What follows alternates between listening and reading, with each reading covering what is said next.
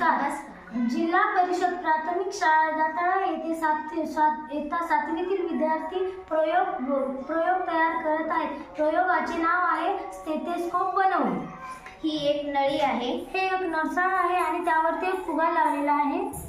हे एक वाय आकाराची नळी आहे. हे एक नळी आहे. हे एक नळी आहे.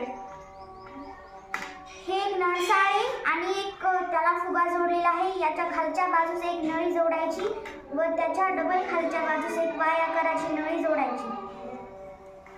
यानंतर ही नळी जोडायची आहे. यानंतर ही एक नळी जोडायची आहे. या प्रकारे आपला स्टेथोस्कोप तयार झाला आहे.